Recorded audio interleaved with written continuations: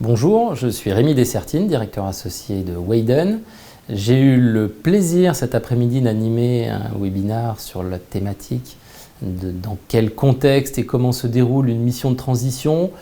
Trois messages clés que j'ai souhaité faire passer. Le premier, c'est qu'on intervient dans trois types de contextes, de renforcement, de remplacement, de retournement, sur des fonctions résolument tournées vers le comité de direction et avec des managers très expérimentés. Le second, c'est que la réussite d'une mission de transition réside en grande partie sur trois éléments. Le premier, la définition claire d'une feuille de route au démarrage de mission. Le second, le choix du manager de transition, évidemment, ainsi que le suivi. Et troisièmement, j'insiste sur la force de Wayden qui réside autant dans le fait que ses directeurs associés sont tous d'anciens opérationnels de l'entreprise, mais également pour beaucoup d'entre eux d'anciens managers de transition qui comprennent très bien les problématiques de nos clients. Voilà, je vous souhaite une bonne écoute et à très bientôt, j'espère. Pour démarrer cette présentation, je vous redonne simplement quelques éléments de contexte sur Wayden. Wayden est donc un spécialiste du management de transition, un pure player. On n'est pas effectivement une émanation d'un cabinet de chasse de tête, mais vraiment un pure player du management de transition, créé en 2008. Donc on opère depuis maintenant plus de 10 ans et on a eu la chance d'opérer un peu plus de 420 missions depuis 2008.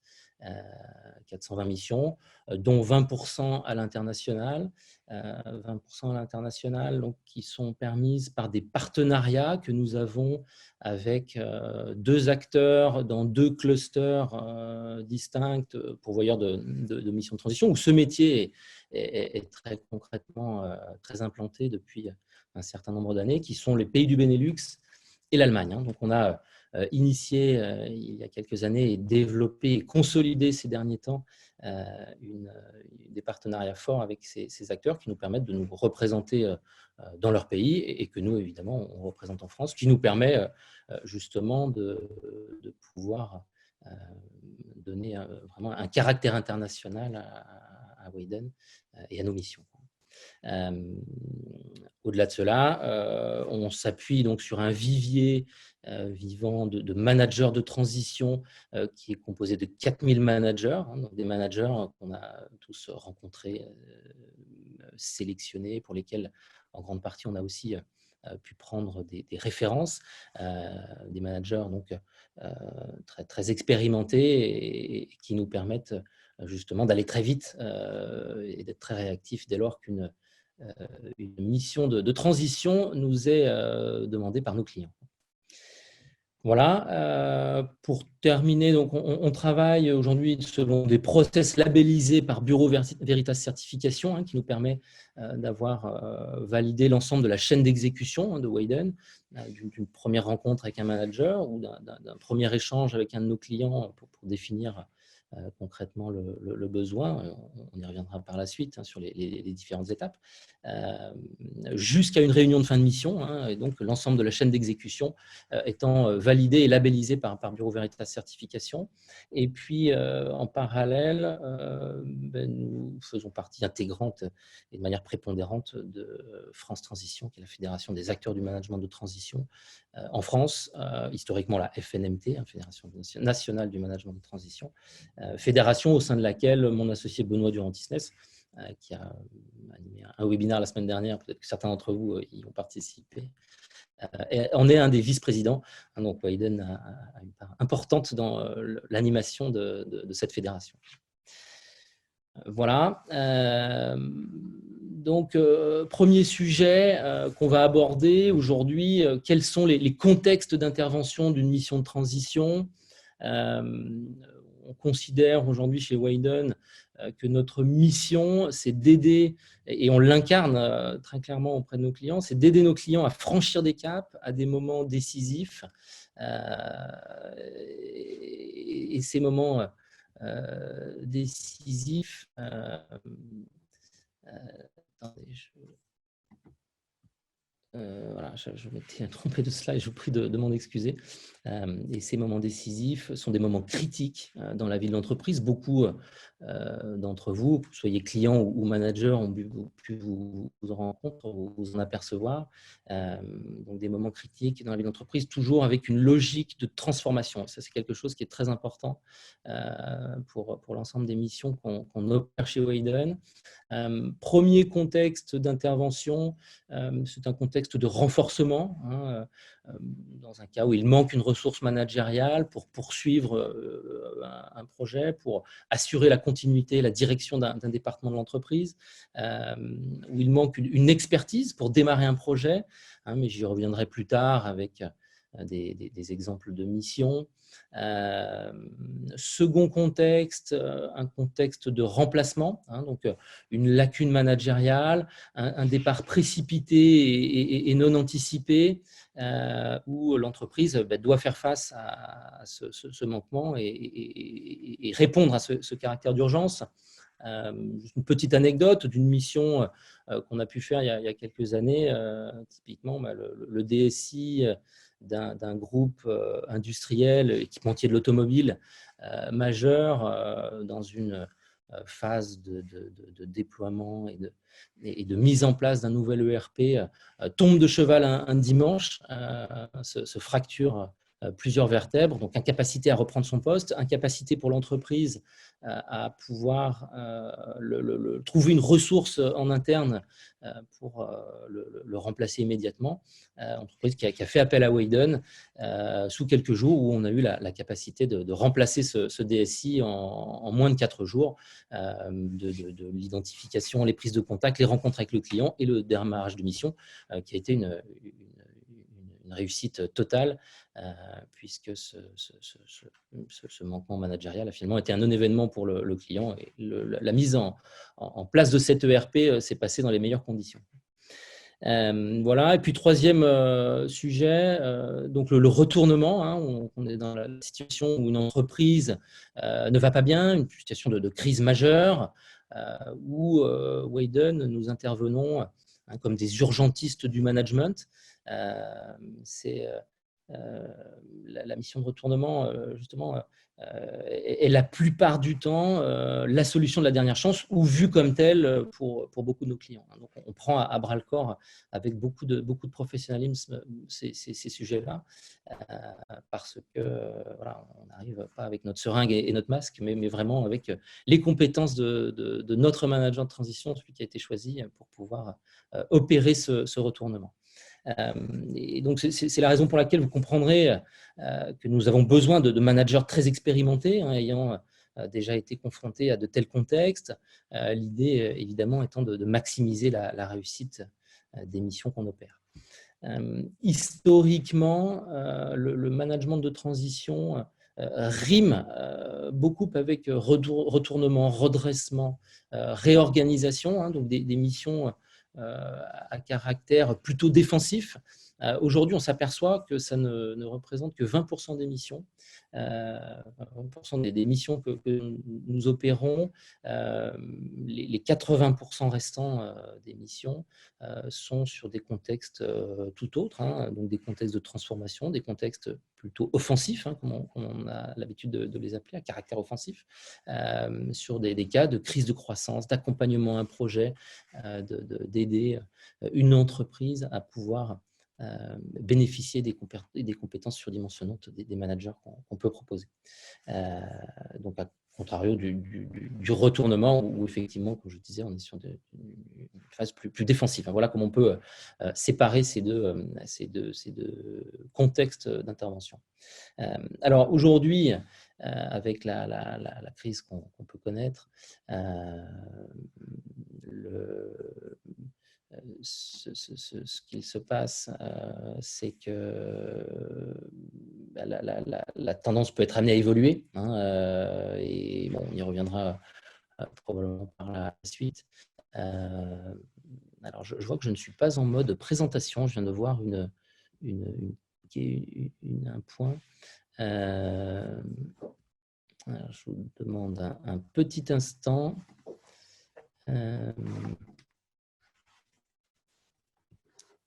Je vois un mot sur le chat et je vous en remercie d'ailleurs. Est-ce peut-être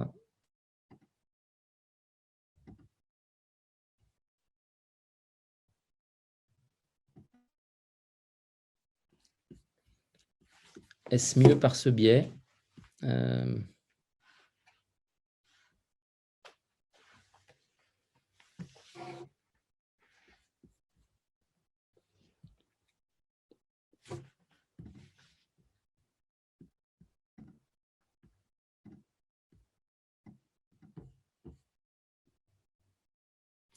Voilà, je vois que ça a l'air d'être réglé. Juste refaites-moi, voilà. Là, j'ai l'air d'être en plein écran. Merci en tout cas, Didier, de votre alerte sur ce sujet. Donc voilà, j'étais sur aujourd'hui la crise qu'on peut connaître, qui peut effectivement faire évoluer ce marché sur les contextes d'intervention sur lesquels on est interrogé. On aura l'occasion, je pense, d'en parler par la suite. Historiquement, donc, on est donc par rapport à la répartition des missions qu'on peut avoir. Historiquement, 60% de missions s'opèrent dans l'industrie. Ce sont des chiffres que nous pouvons connaître chez Wayden et qu'on partage aussi avec nos confrères de France Transition. Même si depuis ces 3 ou 4 dernières années, on s'aperçoit que le secteur des services, le secteur de la distribution fait de plus en plus appel au management de transition et ainsi pour bénéficier de sa souplesse, sa flexibilité et de cet impact fort dont elles ont besoin, des entreprises notamment dans une démarche de transformation forte. Donc, on va avoir également un chiffre qui peut être intéressant. 43% de nos clients en 2019 sont des clients qui ont fait appel au management de transition pour la première fois. Et ça, c'est un chiffre majeur que je souhaitais partager avec vous, dans le sens où depuis un certain nombre d'années qu'existe le management de transition, on a été sur un marché plutôt d'évangélisation jusqu'en 2016-2017, avec depuis 2-3 ans des clients qui ont une connaissance nouvelle du management de transition et qui, dans des contextes qu'ils peuvent connaître, ne sauraient pas faire autrement que passer par une mission de transition par la suite. Donc ça, c'est un chiffre qui est tout à fait intéressant. Voilà sur la répartition sectorielle.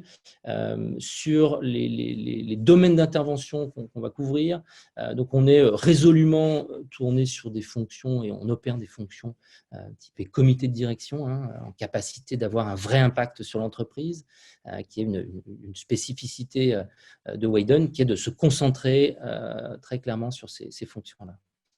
À noter que nos managers, donc voilà, 3 grands domaines d'intervention, et puis la direction internationale en est une quatrième, reprenant un des domaines d'intervention plus haut cité, mais le premier, donc toutes les fonctions de direction générale, direction de business unit, direction de filiale, de zone, de pays, des fonctions qu'on va pouvoir qualifier de full PNL.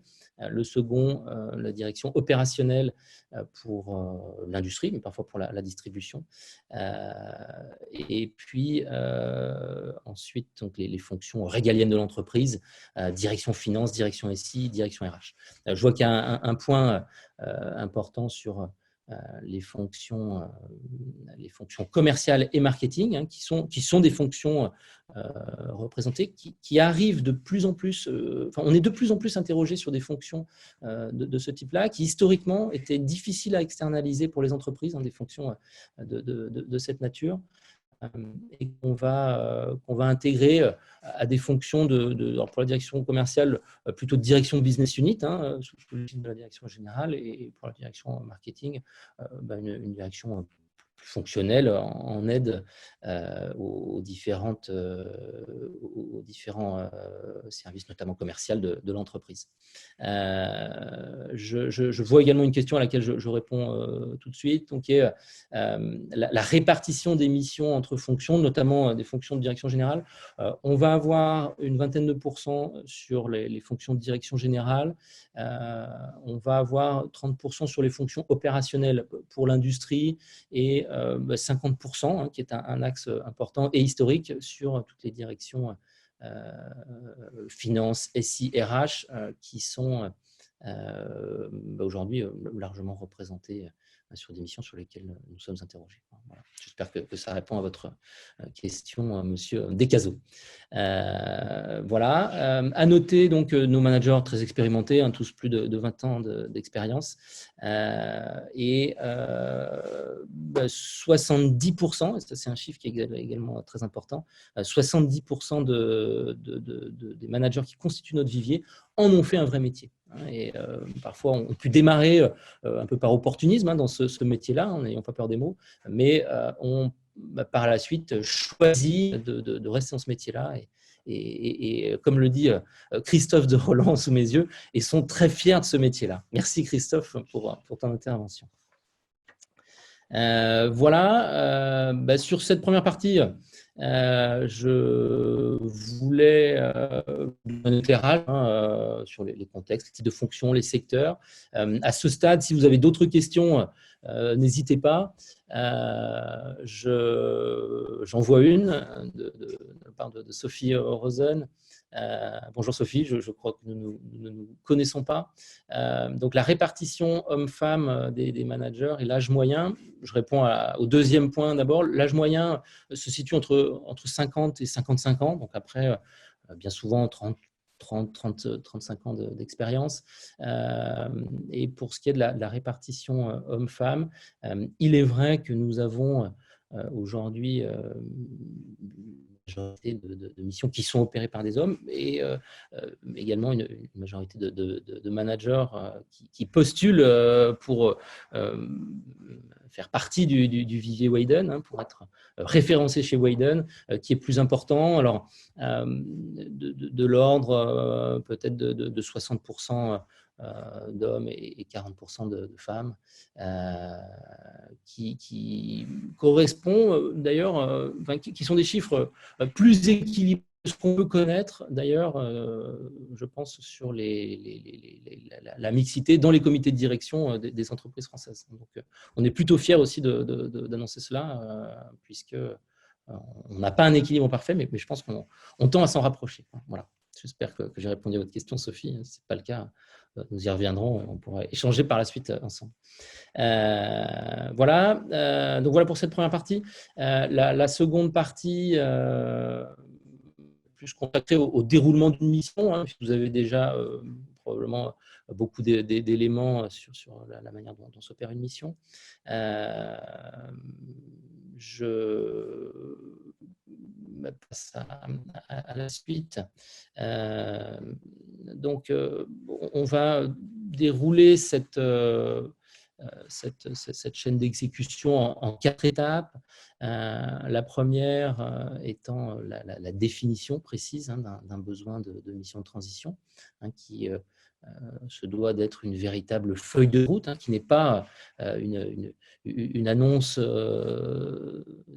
d'emploi, qui est vraiment un document qu'on définit précisément avec le client, qui donc précise le contexte. C'est quelque chose qui est très important et on insiste beaucoup, nous, avec nos clients, pour qu'ils puissent nous parler sans filtre, nous donner la réalité du contexte de leur entreprise au moment où ils veulent déclencher le démarrage de la mission. C'est quelque chose qui est fondamental pour nous derrière, pour arriver à l'étape 2, à laquelle je viendrai ensuite, mais qui est de choisir le bon manager, parce que c'est important pour cette dernière de pouvoir avoir connu un contexte d'entreprise, pas forcément similaire, mais assez proche. Donc, vraiment, j'insiste beaucoup, et je sais que c'est important aussi pour les managers de transition qu'on va solliciter par la suite pour avancer sur les sujets qui nous sont présentés, d'avoir une définition claire de la mission, donc de contexte, de recherche des compétences évidemment, et surtout des objectifs à atteindre et sous quelle échéance. Ça, c'est quelque chose qui est tout à fait fondamental. Bien souvent d'ailleurs, on écrit une première feuille de mission qui est amenée à évoluer par la suite, notamment au moment du démarrage de la mission. Donc, le démarrage est une période clé où le manager, dans la plupart des cas, et comme c'est vu avec le client, va rédiger un rapport d'étonnement, et souvent ce rapport d'étonnement va aussi influer sur cette nouvelle feuille de route qui sera requalifiée dès le démarrage de la mission. Je déborde déjà un peu sur l'étape 3, mais il me paraissait important de préciser ce point-là. Autre point important aussi qu'on détermine avec le client, c'est les conditions de communication au moment de l'arrivée du manager de transition. J'y reviendrai également sur l'étape 3. Voilà. Peut-être vous donner quelques exemples de missions également qu'on a opéré dans les 3 grands secteurs qu'on va couvrir chez Widen. Donc l'industrie, typiquement, je prends l'exemple d'une société industrielle, leader sur son marché, donc société française à capital tenu par un family office, en fait, leader sur son marché des matériaux de construction, qui a fait face à de fortes problématiques sociales, avec des relations sociales extrêmement tendues, qui avaient abouti à une grève de plusieurs semaines, qui avait arrêté complètement la production. Dieu sait que dans le domaine des matériaux de construction, on est sur une activité à feu continu.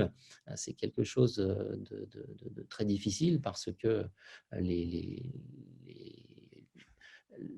faire redémarrer une telle entité, c'est quelque chose de fondamental. Et donc, le directeur d'usine n'avait pas eu les épaules pour pouvoir opérer cette étape clé pour l'entreprise. Et donc, un dirigeant de transition a été proposé par Widen avec une mission qui a permis le redémarrage de cette usine en quelques semaines, pour arriver à 100% de production en quelques semaines, qui était extrêmement difficile dans ce contexte-là. Un autre exemple, typiquement, sur le développement de la fonction supply chain sur une usine agroalimentaire, avec la mise en place de ce qu'on appelle la fusion de la chaîne amont avec la chaîne aval, le SNOP, dont certains en sont des experts, pour pouvoir optimiser évidemment les prévisions de vente et remonter toute la chaîne jusqu'à optimiser l'approvisionnement des matières premières et avoir une parfaite cohérence avec la production. Donc une mission de 8 mois qui a permis de réorganiser l'ensemble de l'activité industrielle par le biais de la supply chain. Sur la fonction, sur le secteur des services, je vous parlais d'une mission d'ailleurs à l'international qu'on a pu réaliser en Allemagne, sur une fonction finance pour un groupe majeur d'assurance qui venait de faire l'acquisition d'une société et pour laquelle il y avait une forte opacité sur la remontée des chiffres. Donc une mission qui s'est opérée avec la réorganisation de tout le service back-office et comptable, l'ensemble du contrôle de gestion, l'ensemble du reporting avec la France pour intégrer au mieux cette société et pouvoir préparer l'arrivée du titulaire du poste, ce qui a permis notre manageuse de transition, qui était une femme d'ailleurs, et qui a pu transmettre, passer le témoin dans les meilleures conditions. Passons au secteur de la distribution, du retail. Une mission dans la filiale d'un groupe coopératif agricole qui a aujourd'hui un petit millier de magasins en France, qui nécessitait la reprise en propre d'un certain nombre de magasins qui étaient jusqu'alors franchisés, donc qui a permis d'opérer une mission financière d'ailleurs pour réorganiser l'ensemble des activités finances pour cette entité de distribution, et qui a découlé ensuite sur une mission supply chain de l'ensemble de la réorganisation, avec la mise en place de différents projets, la fermeture de certains sites logistiques, la réouverture et la construction d'autres sites pour répondre à une logique de régionalisation mieux organisée qui a permis à cette société d'avoir un gain de productivité très important, une mission qui a duré un petit peu plus d'une année. Donc voilà sur des exemples de missions et des feuilles de route qui nous avaient été présentées de prime abord par nos clients, des missions qu'on a pu réaliser dans ces 2 dernières années. Venons-en à l'étape 2, donc qui est de choisir le bon manager. Effectivement, c'est une étape qui est tout à fait déterminante, en laquelle on a une attention toute particulière et qui découle de la feuille de route et du contexte que nous a présenté préalablement le client. Et c'est pour cette raison que pour réaliser au mieux cette étape, on a anticipé chez Widen l'ensemble de la chaîne d'exécution en rencontrant en permanence un grand nombre de dirigeants de transition pour en permanence élargir aussi ce vivier et l'enrichir, ce vivier de 4000 dirigeants dont je vous ai parlé tout à l'heure. Mais je ne m'étendrai pas trop sur ce sujet qui fera l'objet la semaine prochaine d'un webinaire animé par notre DRH Alexandra Gentil et qui pourra vous donner un éclairage très clair sur l'ensemble de la méthodologie et du process qu'on met en place pour optimiser les chances de réussir une mission avec chacun. Voilà. Passons à la troisième étape, donc qui est le suivi de la mission. Ça, c'est quelque chose qui est très important pour nous, au-delà du choix du bon manager. Le suivi de la mission est tout à fait déterminant. Avec le manager, entre le manager et le directeur associé, qui prend la casquette d'ailleurs de directeur de mission à ce moment-là, c'est quelque chose qu'on a mis en place avec un process très précis chez Widen, qui est très séquencé. Maintenant, on sait s'adapter aux exigences de nos clients, aux exigences à leur demande, voilà, de nos clients et de la mission en particulier, de pouvoir organiser et séquencer les choses avec une réunion mensuelle physique, parfois un reporting hebdomadaire, parfois les deux. Voilà. Ce qui est important, c'est surtout par rapport aux contraintes et aux exigences de la mission, de pouvoir mettre en place le suivi qui va bien. Le point le plus important, c'est qu'il est fondamental pour le directeur associé, on le voit sur l'ensemble des missions qu'on opère, d'avoir un lien privilégié avec le manager de transition. Il est inconcevable pour moi et la plupart des directeurs associés de Widen, voire l'ensemble de mes associés, d'avoir un contact hebdomadaire, à minima téléphonique, avec chacun des managers. Ça nous permet justement de pouvoir jouer l'effet miroir, de pouvoir répondre à des questions, de pouvoir échanger aussi sur des problématiques, même si on n'est pas, nous, spécialistes de toutes les thématiques, mais voilà, d'offrir à notre manager cet effet miroir qui est tout à fait fondamental, au-delà de la grande proximité qu'on peut avoir. Et parfois, la mission ne se passe pas bien. Ça permet au manager de se livrer à nous, de trouver des solutions ensemble, et pour nous, de détecter aussi les signaux faibles, à remonter éventuellement, comme avec le manager, à notre client dès lors qu'on s'aperçoit que c'est incontournable pour la réussite en finalité de la mission. Voilà. Dernière étape, le suivi donc post-mission, donc l'issue. Alors comme le dit Christophe, je reviens sur le point d'avant, plutôt que suivi, effectivement, on parlait d'accompagnement, c'est pas faux, Christophe. Alors j'ai jamais eu la chance de moi-même de faire une mission avec toi, je sais que Benoît l'a fait. Et effectivement, la genèse de ta mission découlait d'un suivi, d'un accompagnement qu'avait opéré Benoît et qui avait permis d'identifier des problématiques avant que ta mission soit une vraie réussite. Voilà. Je le partage à l'ensemble de ceux qui nous écoutent.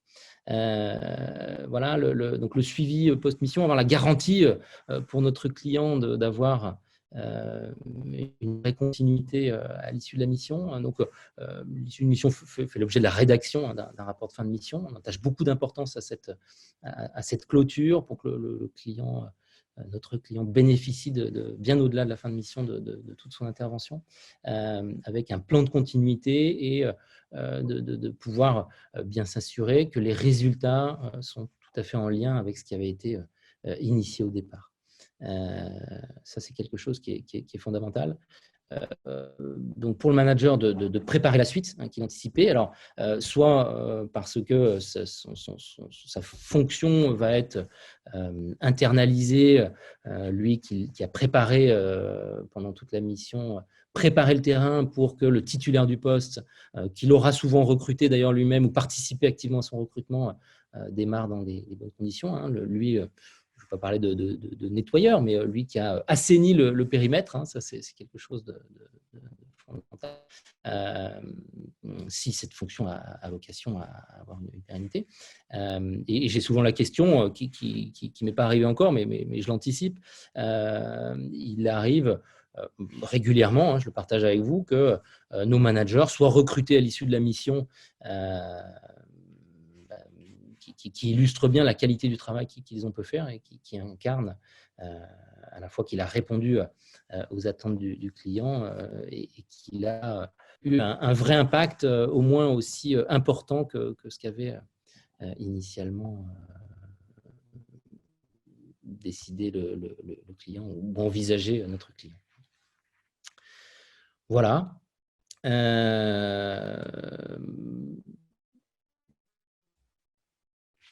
J'ai plutôt répondu à pas mal des points de cette slide 5. Voilà, sur la sélection du manager, bien distinguer donc les hard skills, hein, bien évidemment, qui font l'objet pour bien s'en assurer de prise de référence, hein, qu'on peut faire auprès de précédents clients, mais surtout les soft skills, hein, qui est quelque chose de très important pour nous et souvent qui conditionne le démarrage et la réussite de la mission, parce que dès lors qu'on se retrouve en face d'un client avec le manager de transition pour expliquer en quoi on va pouvoir répondre à sa problématique, c'est souvent entre le manager et notre client une envie de bosser ensemble et ça les soft skills. Voilà, on arrive à l'issue de mon intervention. L'objectif de ce webinaire était de vous détailler dans quel contexte et comment se déroule une mission de transition. J'ai 3 messages clés que j'aimerais que vous reteniez, qui sont donc le premier, on intervient sur 3 types de contextes, le renforcement, le remplacement, le retournement. Hein, ça c'est important. Donc j'ai détaillé tout à l'heure des missions caractère offensif, à caractère défensif, sur des fonctions résolument tournées vers le comité de direction des entreprises. Ça, c'est un positionnement qui est très clair de Wayden, et avec des managers particulièrement expérimentés pour répondre aux problématiques de nos clients. Le second point, voilà, la réussite réside vraiment sur 3 éléments. La définition de la feuille de route de la mission, le choix du manager ensuite, et puis donc le suivi. Tout à l'heure, je l'avais introduit très rapidement, mais ce suivi démarre au moment où la communication est faite par notre client sur l'arrivée du manager de transition. Ça, c'est une étape qui est aussi très importante, puisque des conditions de communication dépend en grande partie le démarrage de cette mission qui dépend, dont la réussite dépend ensuite. Hein, donc, est-ce que le client précise qu'il est manager de transition, qu'il n'est pas, quelle est sa fonction, quel est son rattachement, qui lui est rattaché. Ça, c'est quelque chose qui est tout à fait fondamental et pour lesquelles parfois des missions qu'on a vues se passer moyennement, souvent c'était parce que les conditions de communication n'étaient pas optimales en tout début de mission. Donc, c'est quelque chose auquel nous tous associés chez Wayden, on est particulièrement vigilants. J'ai omis de vous en parler tout à l'heure, donc j'en parle en conclusion. Et puis, donc, tout le suivi qui va ensuite, qui découle justement de ces conditions de communication. Voilà. Et puis, troisième message, qui est que la force de Wayden réside aussi dans le fait que l'ensemble des directeurs associés de Wayden sont d'anciens opérationnels de l'entreprise. Et parfois, comme Benoît l'a précisé dans son webinaire la semaine dernière, d'anciens managers de transition aussi, qui nous permet de bien comprendre les problématiques de nos clients, les problématiques de nos managers aussi, pour que l'ensemble de nos missions soient une totale réussite. Voilà. Et puis, donc voilà l'équipe Wayden probablement vous connaissez ou vous allez bientôt être amené à connaître, hein, je l'espère. Et puis, parce que voilà, nos valeurs chez Widen, c'est l'audace et que nous sommes avant tout pragmatiques et directs. Je vous laisse libre cours à l'ensemble des questions que vous pouvez avoir, auxquelles je répondrai avec la plus grande transparence et en étant tout à fait direct. Voilà.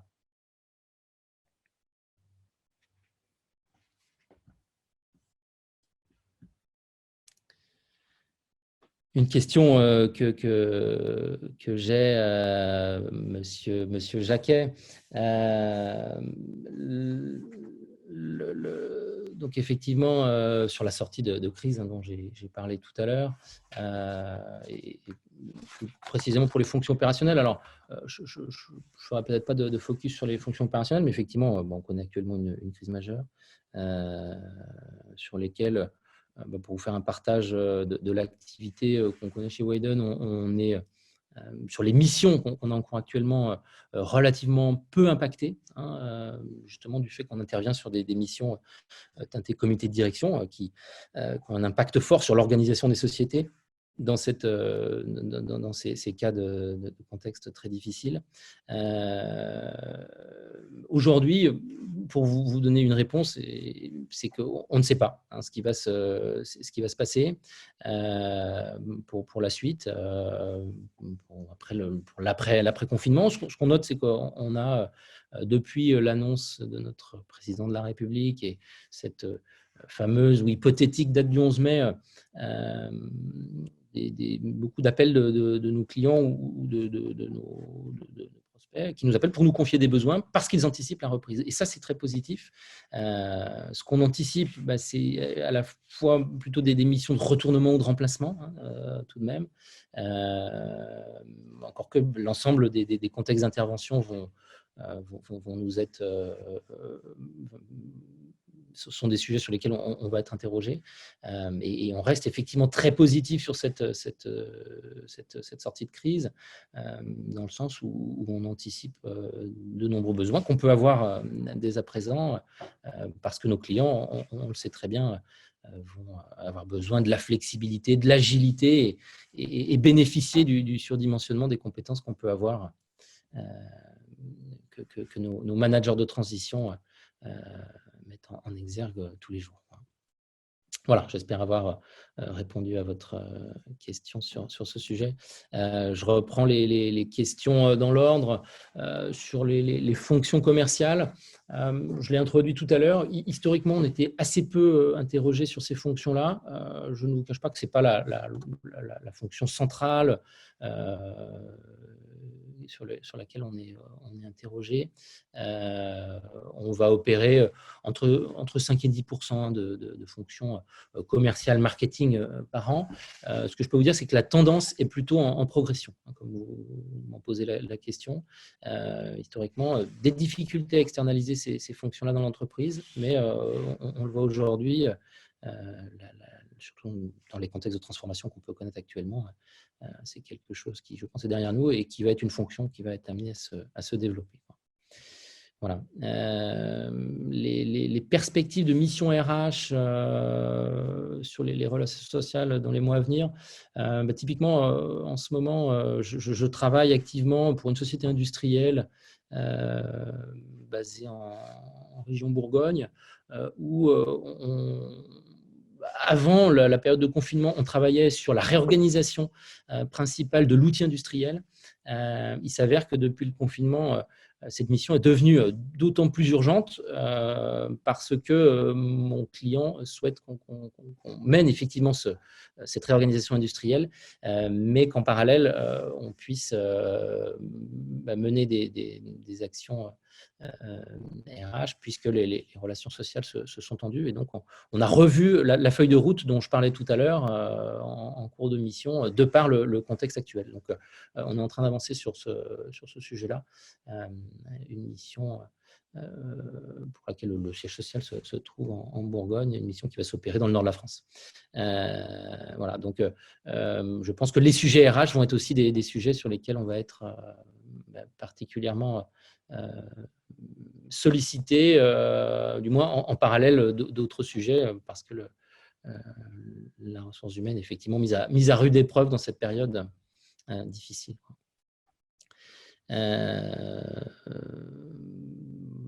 Voilà, je prends les questions dans l'ordre.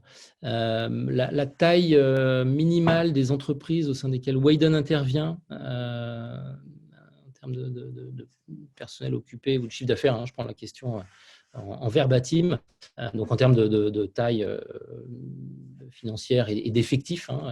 Ce que je peux vous dire, c'est que plus de 80% de nos missions s'opèrent dans des sociétés de 200 millions à 3 milliards d'euros.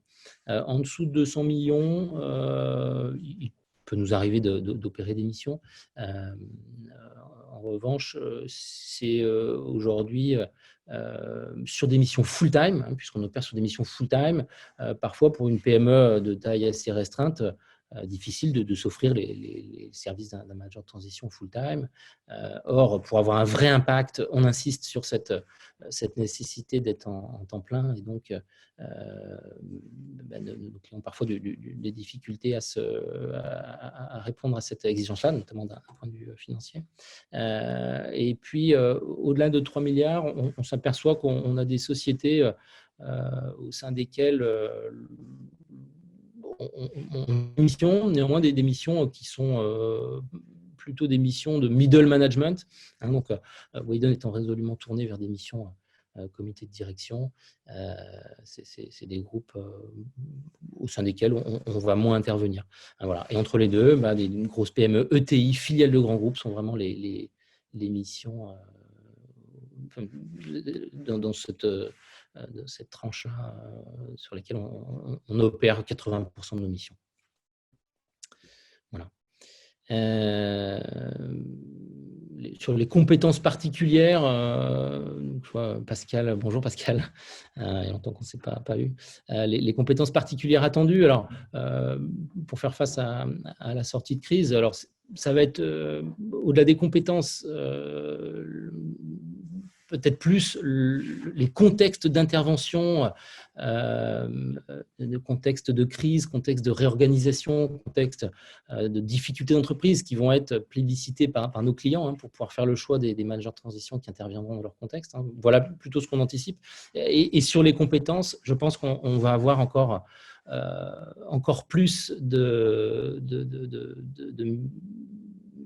d'attachement à ce qu'on appelle les soft skills. Donc, voilà, d'avoir cette typologie de compétences qui est demandée par nos clients. Donc, au-delà des compétences hard skills, ça va être vraiment l'intuition personnelle, l'envie pour notre client de bosser ensemble. Voilà. Je vois qu'il y a des questions qui recoupent pas mal de sujets qu'on a déjà abordés. Merci pour vos encouragements, Jean-François Six. On ne se connaît pas encore, peut-être qu'on va corriger ça dans les prochaines semaines.